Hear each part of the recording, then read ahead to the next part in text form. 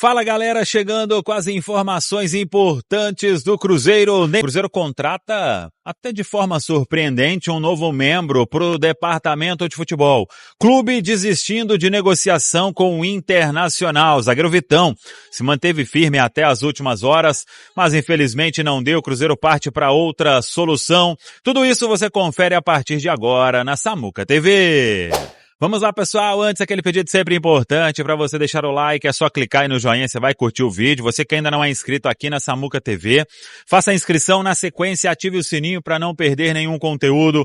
Vamos juntos com as quentes do dia. O Cruzeiro surpreendendo e anunciando o Bruno Spindel. Trabalhou por muito tempo no Flamengo e chega aí para ser mais um membro no departamento de futebol. O Cruzeiro tinha definido aí uma nova estrutura depois da saída do Paulo Pelaip, mas o entendimento nas últimas semanas foi que era importante, até por causa do movimento que o Cruzeiro pensa em fazer, de ter aí um departamento de futebol bem atuante.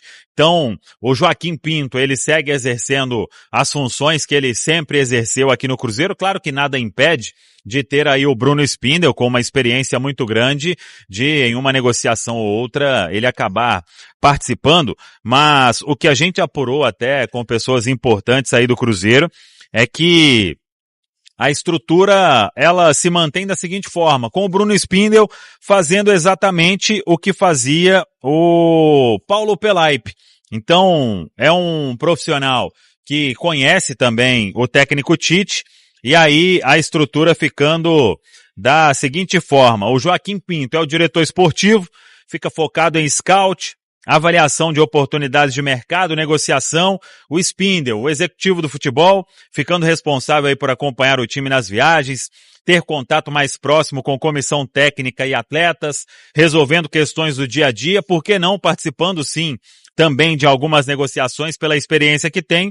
E o Rodrigo Ramos, aí mais na parte administrativa, responsável também pelas logísticas, dia a dia, planejamento do calendário. Então, foi por isso que o Cruzeiro contratou aí o Bruno Spindel, que esteve bem próximo de fechar com o Corinthians, mas de última hora não houve acordo e o destino do profissional é a Toca da Raposa 2. Portanto, Bruno Spindel agora é mais um aí a integrar o departamento de futebol do Cruzeiro. Sobre movimentação no mercado, eu queria até aqui comentar o entorno do Vitão e o próprio Vitão, como o pessoal foi ponta firme o tempo inteiro e, se quisesse ir até o final, isso ia dar muita confusão, hein? Eu acho que a negociação não ia acontecer de forma alguma, porque o Internacional abriu um leilão. Isso está mais do que claro, né? Então, a gente tem como provar tudo aqui que estamos falando,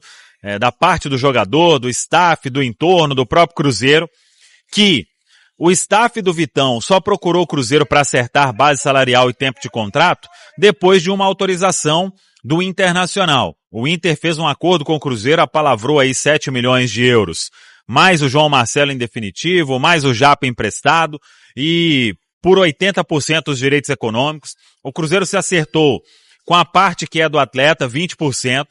Acertou base salarial, tempo de contrato, Tite conversou por mais de uma vez, o Pedro Lourenço, o jogador deu a palavra. E aí, o Inter, com o Flamengo voltando à carga, o Inter aceita uma nova proposta e aí virou leilão, né? Se o Cruzeiro subisse, o Inter ia aceitar também.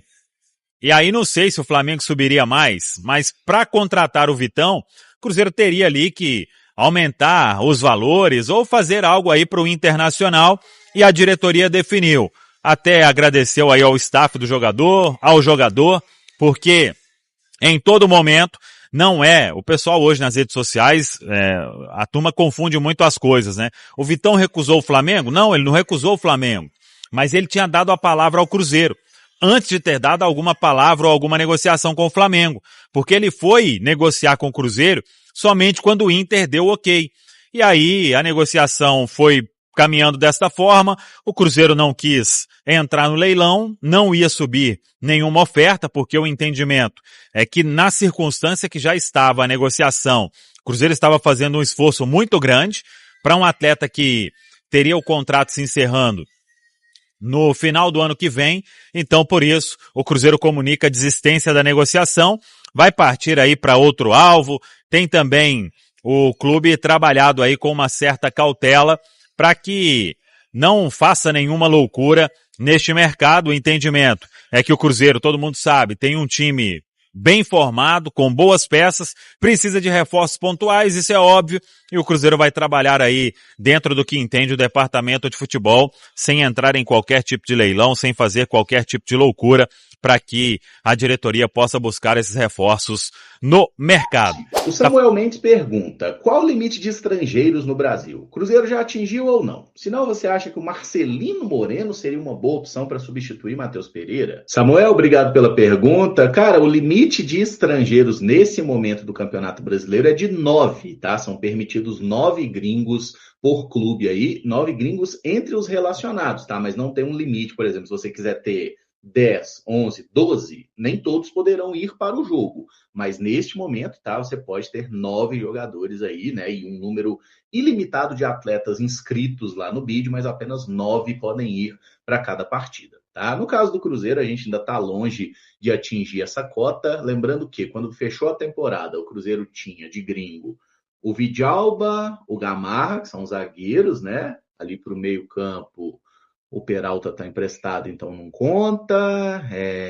O Lucas Romero, estrangeiro. A gente tinha o Bolassi, atacante, também estrangeiro. Tínhamos também Sinisterra e Arroio, meio atacantes. Eu acho que eram esses 6. Se eu estiver esquecendo alguém, vocês me corrigem aí. Mas eram 6. Desses 6, 2 saíram, né? Gamarra foi embora e o Bolassi foi embora também, contratos não renovados. E o Cruzeiro contratou o Neisser Vidiarreal, o colombiano, que chega para incorporar o plantel. Então a gente tem Vidalba, tem Romero, 2 argentinos, tem Arroio, tem Sinisterra e tem Neisser Vidiarreal. Basicamente é isso, o Cruzeiro ainda tem margem para buscar alguns outros gringos. Sobre o Marcelino Moreno, cara, é um jogador que a temporada passada dele, né, 2024, ela foi até melhor que a 2025. Talvez tenha sido a melhor temporada da vida dele, inclusive. Ele jogou muito bem contra o Cruzeiro, né, até naquelas semifinais de Copa Sul-Americana. Nesse ano foi campeão da Sula, batendo o Atlético Mineiro, e é sempre bom a gente lembrar desse dia e desse jogo. Eu acho que o Cruzeiro precisaria buscar gente melhor. Eu sei que você está falando aí do Cruzeiro contratar um meia para ser reserva do Matheus Pereira, né? Para ser o cara que entra. E o Marcelino Moreno tem uma virtude ali, que é o fato de poder jogar mais de uma função, né? Ele pode ser o 10, mas ele pode jogar nas pontas também.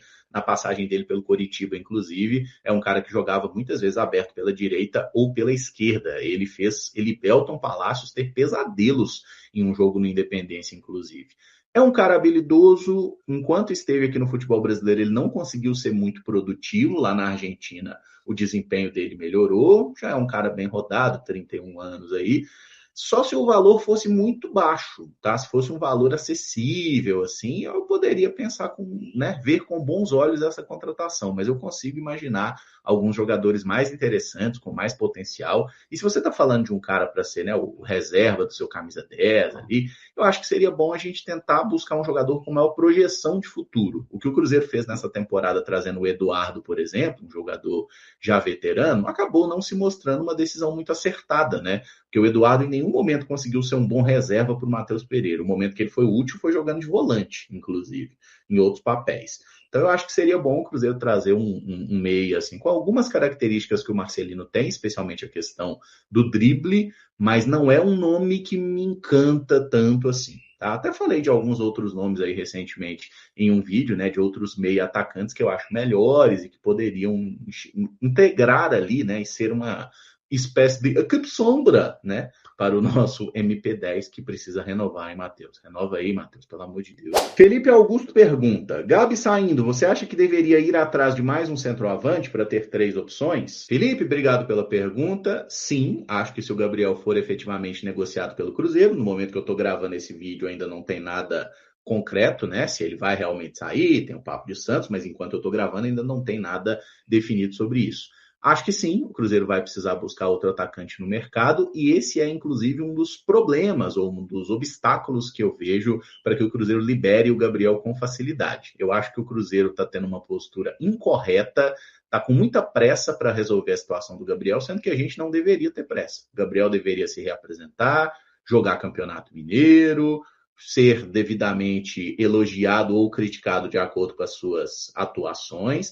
Ah, mas ele e o Tite têm problema, amigão.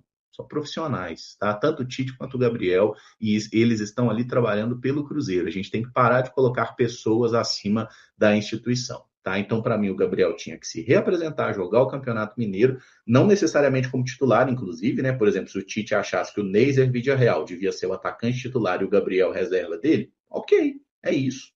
Vamos que vamos, segue a vida, tá? O que eu acho que o Cruzeiro deveria fazer é se impor realmente de uma forma mais clara e não aceitar liberar o Gabriel por qualquer coisa, né? Muito menos ficar pagando parte de salário, de direitos do jogador, enquanto ele está defendendo outro clube que vai, inclusive, nos enfrentar. Sou frontalmente contra isso e pensando nessa possibilidade dele retornar ao Santos, falar para vocês, viu, gente? A chance do Gabriel fazer sucesso no Santos, ela é muito grande. Ele teve 2 passagens lá, as 2 foram muito boas, é um jogador ainda jovem, e eu acho que no Cruzeiro não é impossível você pensar no Gabriel voltando a jogar bem. Não é impossível, não é. Seja com o Tite ou sem ele. A gente não sabe como que vai ser o trabalho do Tite efetivamente, por quantos anos ele vai ficar aqui. Né? Então, assim, na pior das hipóteses, emprestar o Gabriel até o final do ano, beleza, desde que o Santos pague tudo que o atleta tem a receber, né? Que o Cruzeiro não tenha que pagar sequer 1 centavo a ele, eu ainda consigo aceitar isso aí. Mas sou totalmente contra essa situação de que o Gabriel precisa ir embora desesperadamente. O Cruzeiro não tem que ter desespero nenhum nessa situação. Pelo menos não deveria ter. E eu acho que a postura do clube no mercado com esse atleta, ela está sendo incorreta. E sobre a contratação, se for confirmada a saída dele, eu acho que precisa de um outro nome, por quê? Primeiramente, o Caio Jorge tem mercado, de vez em quando aparece rumores aí, recentemente de proposta do West Ham, já teve proposta do Zenit e tudo mais. É um jogador que tem mercado, é um atacante que está valorizado. O Neiser, que chegou agora, é um cara que ainda não fez nenhum gol jogando no profissional, né? Fez muitos gols no sub-20, mas no profissional ele ainda é um jovem, buscando afirmação, e aí a gente precisaria ter um outro atacante ali, talvez com uma idade um pouco mais mediana ali, não sei, mas acho que sim, tá? Se sair o Gabriel, o Cruzeiro vai ter que buscar outro atacante no mercado. Eu não iria para a temporada só com Caio Jorge e Neiser, não, porque ali eventualmente você pode perder um deles e aí fica, né, com pouca opção, ficaria sem atacante para botar no banco, por exemplo, se perde um dos dois por suspensão, lesão, qualquer coisa que o valha. Então acho que se o Gabriel sair, o Cruzeiro precisa sim buscar um outro nome. Fala um aí, o Brenner, que é da Udinese, estava jogando lá nos Estados Unidos, é um atacante que eu acho que seria interessante. Marcos Leonardo eu gosto também, mas esse eu acho bem difícil, porque é muito caro. Mas se o Al Hilal não for inscrevê-lo no Campeonato Saudita e tudo mais, quiser emprestar, igual quiseram emprestar ele no meio do ano para o São Paulo aí, o Marcos Leonardo é um que eu gosto muito. Luizinho pergunta, o River vai ter uma barca de dispensas como Borja, Paulo Dias, Facundo Colídio e Fabrício Bustos. Algum desses nomes seriam interessantes para o Cruzeiro? Luizinho, obrigado pela pergunta. Cara, dos 4 que você colocou aí nessa barca, que inclusive eu não sei se eles realmente vão sair, porque são atletas que a maioria deles tem contrato com o River por mais tempo, né?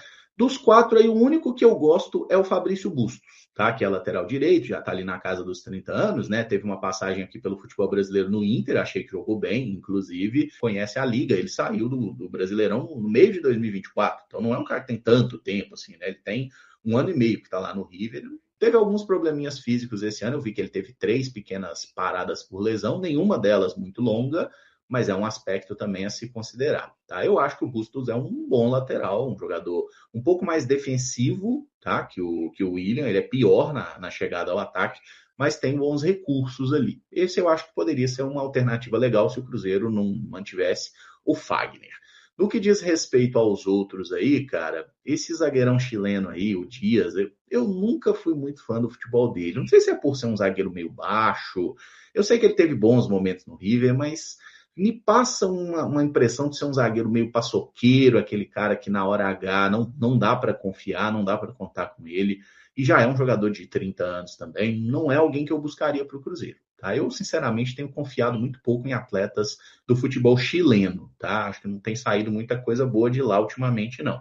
Embora goste de Lucas Cepeda, abraço, Caio Fábio, que também gosta muito do futebol dele. Mas não botaria dinheiro no Paulo Dias, que tem contrato até 2027. O Colídio eu acho um jogador fraco, jogador pior que os nossos. Ah, mas ele fez uma temporada boa em 2024. Ele tem uma temporada boa na vida. Ele tá com 25 anos.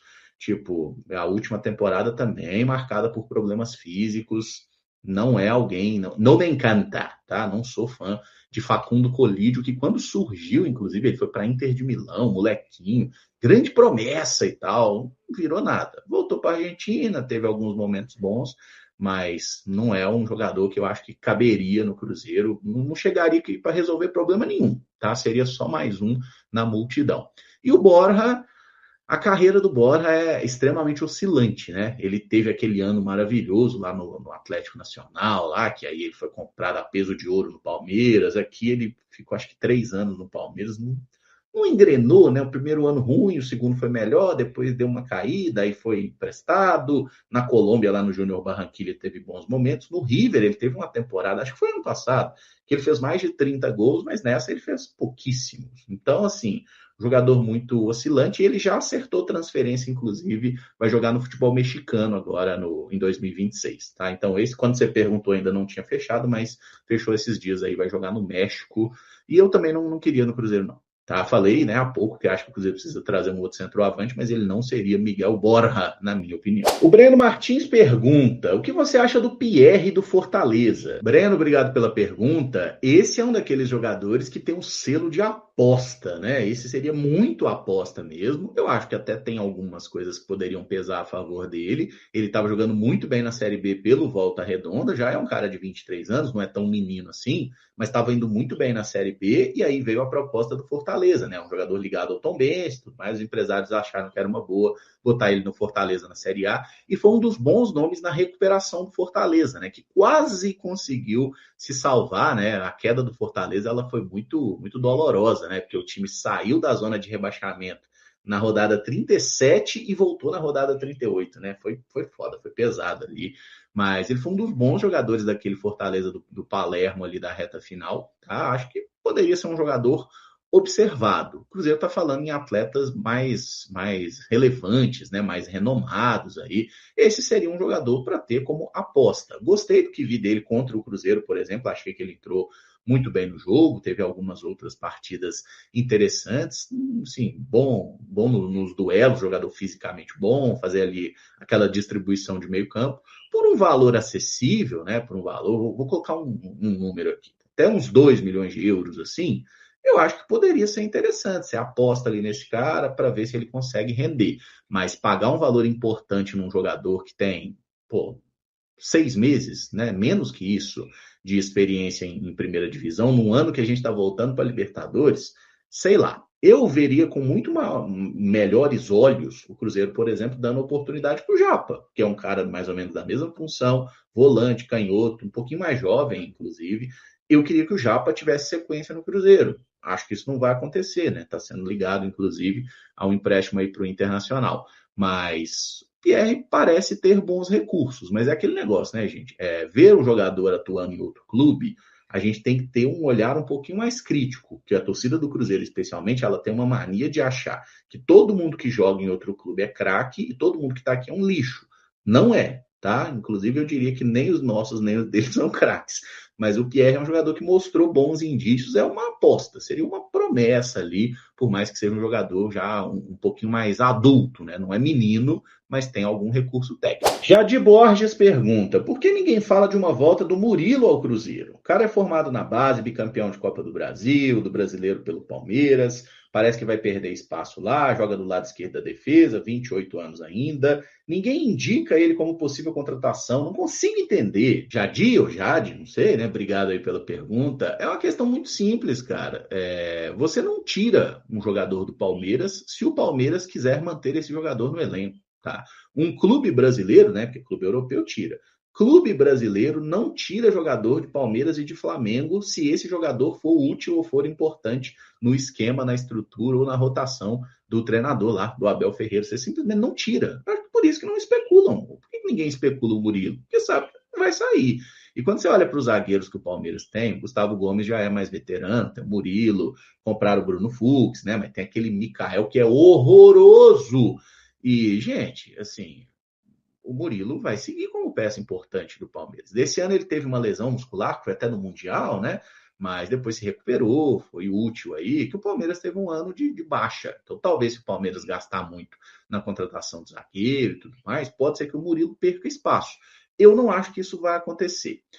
Lá na base do Cruzeiro, eu lembro muito bem da Copinha, inclusive, que eles jogaram. Fabrício, Bruno e Murilo eram os zagueiros titulares do Cruzeiro, né? E fizeram uma boa Copa São Paulo, se eu não me engano, foi 2016. E assim, o Fabrício Bruno carregava o Murilo. O Murilo ele era um jogador bem mais limitadinho. E eu fiquei muito surpreso positivamente quando o Murilo teve a chance no Cruzeiro em 2017, que ele fez uma grande Copa do Brasil. Ele jogou muito bem aqui, né, naquele momento. 2018 ele teve uma queda, né? 2019 também estava mais ou menos ali quando foi negociado. E aí o futebol europeu fez bem para ele. Ele foi para a Rússia, né? Depois voltou muito melhor no Palmeiras. O Murilo, da mesma forma, né, que o Fabrício Bruno, que sai do Cruzeiro e comparado com o de hoje, o Fabrício Bruno evoluiu demais na carreira, o Murilo também. Eu acho ele um zagueiro hoje muito bom. Seria uma dupla interessante? Seria. Mas vamos aguardar o que acontece aí, tá? E só para responder a sua pergunta de forma bem objetiva, por que ninguém fala do Murilo? Porque sabe que não vai tirar de lá, velho. Palmeiras é um time que tem uma condição financeira muito boa, ele só libera jogador quando ele acha que esse cara não vai entregar mais nada. Inclusive, a gente tem que tomar muito cuidado, porque a maioria dos jogadores que o Palmeiras vende para frente é só maré a turbo, filho. É só jogador que daí para frente não arruma mais nada, salvo raríssimas exceções. O Matheus Silva pergunta, se fosse possível e você pudesse escolher um, você prefere Gerson ou Arias para 2026? Matheus, obrigado pela pergunta. E aqui nós temos que estabelecer uma condição de igualdade aqui, né? Bom, eles vão ser o mesmo valor, mesmo preço de compra, mesmo salário, mesmas condições. É só escolher o jogador, né? Gerson ou Arias, custando a mesma coisa. Eu estou perguntando isso porque o valor que o Zenit pediu pelo Gerson, por exemplo, é muito mais alto do que o valor que o Wolves pediria pelo Arias. O Wolves, né, comprou o Arias e até agora ele não conseguiu fazer nada por lá, tá? Então, vamos colocar no seguinte contexto. É o mesmo valor para compra, o mesmo valor de salário e dentro da realidade do Cruzeiro. É um valor que o Cruzeiro pode pagar. Eu escolho o Gerson, tá? Por quê, Caramujo? O Gerson, ele tem mais anos jogando em alto nível do que o John Arias. John Arias foi muito bem no Fluminense.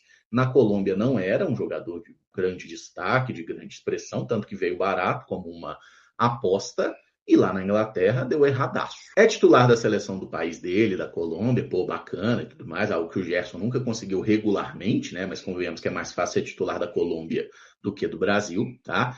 Mas eu acho que o Gerson tem mais valências. Pode jogar de 8, de 10, de ponta, um jogador fisicamente também muito bom, né? Os dois têm uma boa disponibilidade física e jogador por jogador, mano a mano, eu acho o Gerson um jogador melhor. O John Arias, ele entregou números melhores no Fluminense do que o Gerson no Flamengo, se você quiser olhar gols e assistências. Mas pensando no Cruzeiro e na possibilidade de dar errado, eu acho que o John Arias tem um pouco mais chance de dar errado do que o Gerson, tá? Então, se pudesse escolher, eu acho que o Gerson seria, mas se você me perguntar, você acredita que um dos dois vai ser contratado? Neste momento, eu estou gravando o vídeo na sexta.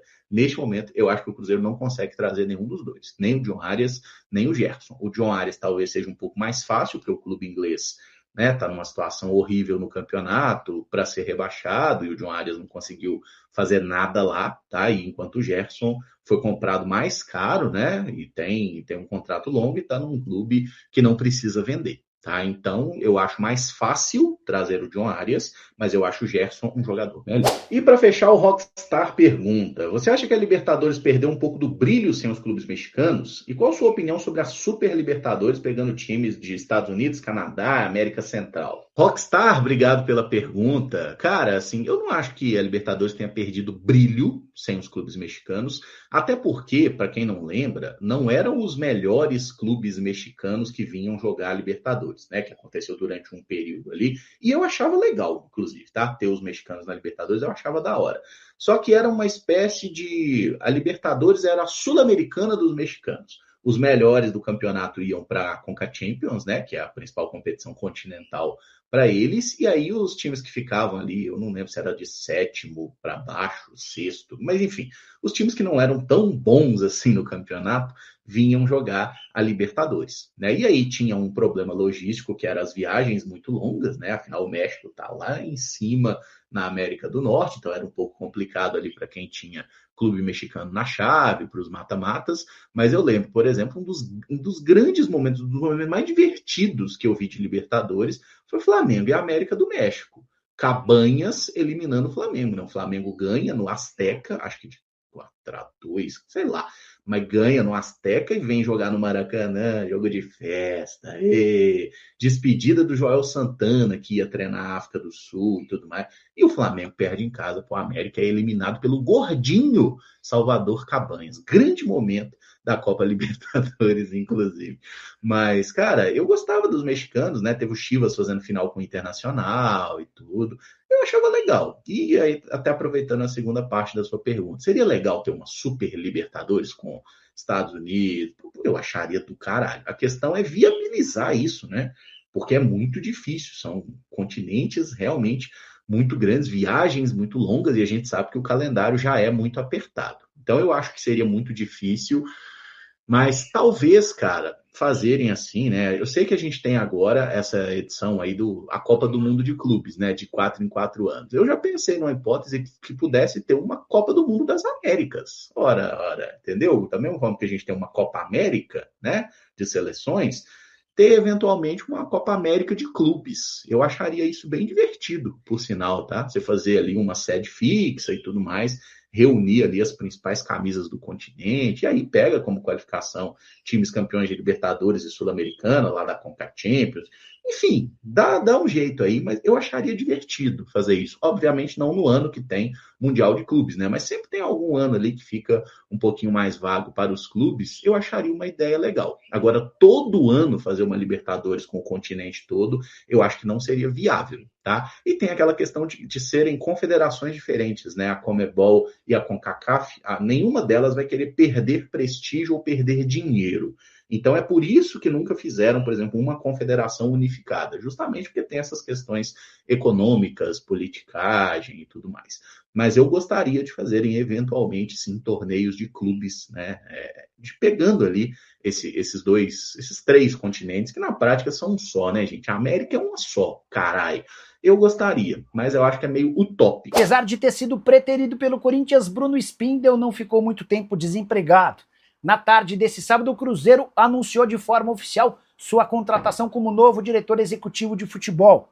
Ele chega para ocupar um lugar que havia ficado meio vago, embora com a promoção do Joaquim Pinto. A verdade é que o Pedro Lourenço, dono da SAF do Cruzeiro, entendeu que o Joaquim Pinto não estava preparado para ser o homem forte das negociações, além da condução do dia a dia do elenco de futebol. Até por isso, Bruno Spindel está contratado, vai estar no dia a dia das viagens, da delegação, para resolver problemas do time, além da comissão técnica. Bruno Spindel que chega referendado por Tite, eles trabalharam juntos no Flamengo, o novo comandante do Cruzeiro passou as melhores referências possíveis sobre o dirigente, que não fechou com o Corinthians por conta de um desacerto financeiro. A verdade é que o Bruno Spindel havia pedido R$280 mil por mês de salário, valor considerado alto pelo presidente Osmar Stabile. E além disso, ele começou a sondar e cogitar jogadores grandes, muito caros. Para a nova realidade do Corinthians, o presidente Osmar Stabile pretende montar um time mais operário. Diante desse cenário, o Stabile preferiu fechar com o Paes do que com o Spindel. Sorte do Cruzeiro, que fechou com um bom, ótimo executivo de futebol, e ele já assume a partir de agora para tocar em parceria com o Joaquim Pinto. Só para completar em relação à Raposa, na busca por reforços, Vitão nesse momento muito mais perto de virar jogador do Flamengo do que do Cruzeiro. Assim que tiver novidade eu volto para contar para vocês. Tá falado, pessoal. Um abraço, até a próxima. Vamos que vamos! Valeu demais por acompanhar mais um giro de notícias do Cruzeiro. Se você gostou das informações, já deixa aquele like, se inscreve no canal e ative o sininho para ficar por dentro de tudo que rola na Toca da Raposa. Aqui você sempre recebe notícias com clareza, responsabilidade e muito respeito pela Nação Azul. O nosso compromisso é manter atualizado todos os dias com fatos, informações e paixão pelo Cruzeiro. Tamo junto demais, a gente se vê no próximo vídeo e forte abraço!